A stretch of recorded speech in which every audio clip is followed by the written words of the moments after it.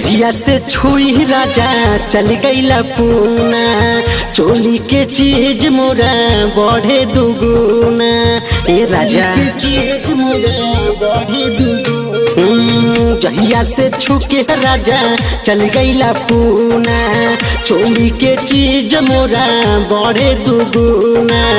ए मोरे राजा जल्दी से यहाँ जा, देखे रे जाइनी नौकरिया के, छोड़ी पियो पी के कमवा बलम जी, आ जाना घरे रे लगड़िया से, छोड़ी पियो पी के कमवा बलम जी, आ जाना घरे जहाजिया से।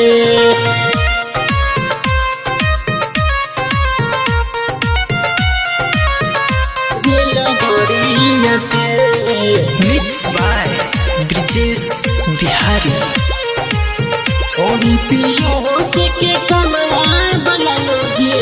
कनवा के बाली उठा लाली देता गाली, जोबना के भार राजा कैसे संभाली, तू ही बतावा राजा कैसे संभाली।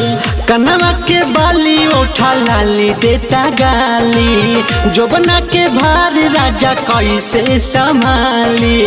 आवे ना नींद मोहे से जिया पे, छोड़ी पियो पी के कमवा बलम जी, आ जाना घरे रे लगड़िया से, छोड़ी पियो पी के कमवा बलम जी, आ जाना घरे जहाजिया से।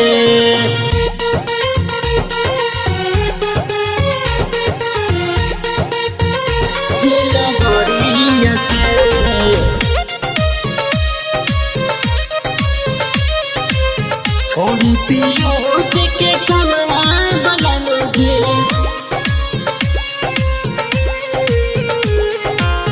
आ जाना घरे रे लगड़िया से। सैया सुबास बुझा मनवा के भावना, अभिले चूल्ही में पड़ल न लवाना, बुझी ना चूल्ही में पड़ल न लवाना। सैया सुबास बुझा मनवा के भावना, अभिले चूल्ही में पड़ल न लवाना।